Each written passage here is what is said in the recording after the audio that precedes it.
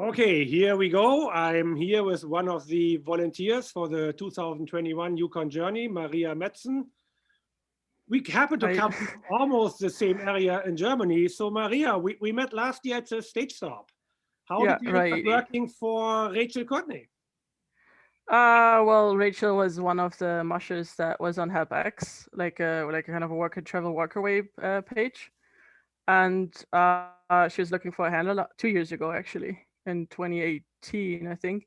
Yeah, and then I was planning on doing touring, but then she reached out to me and told me that she needs help for the winter. And I was like, I actually want to learn about mushing as in racing, not in touring, because I did a tour with Henrik Stachenau in Sweden, and I was like, I want to do what the handlers do.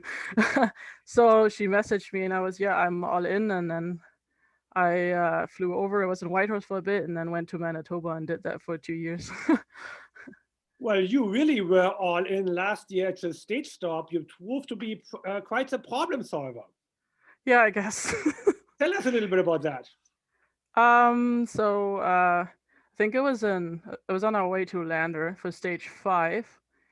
We drove in, and I guess our truck broke down, and we needed a new turbo for the diesel truck. And everyone, especially the stage job crew, wanted to keep Rachel in the race, obviously, because she was doing pretty well. I think she was fourth at that point already.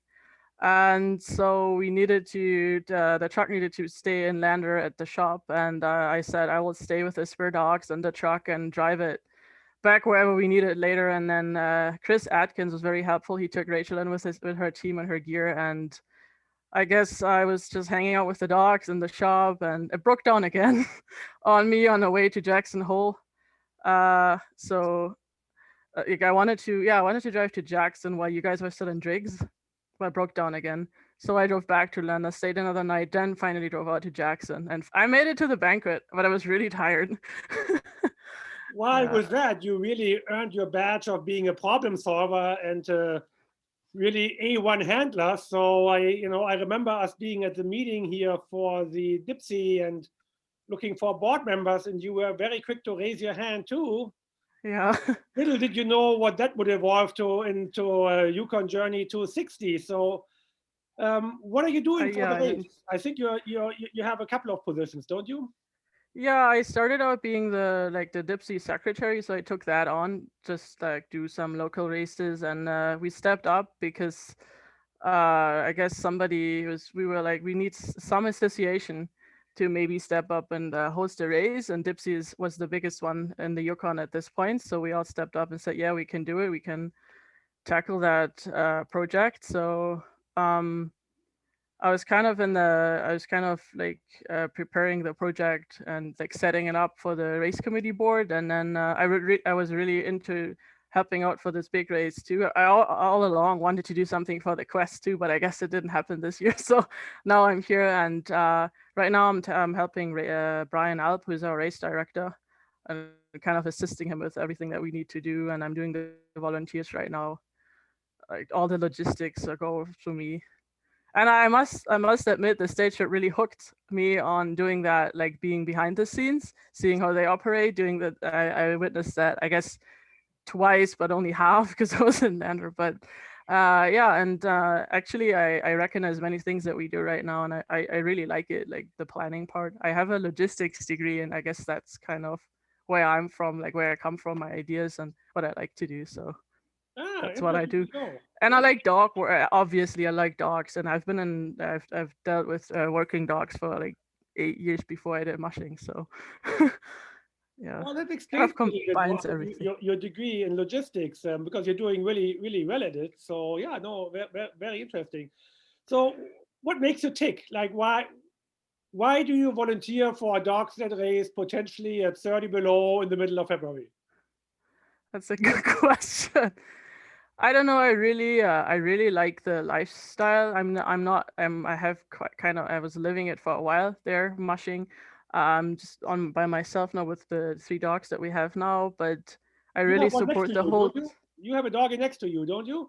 Yeah, Show us. you want to see her? Yeah, I don't have good lighting. This is Kappa. She's a pointer cross that I got from Rachel.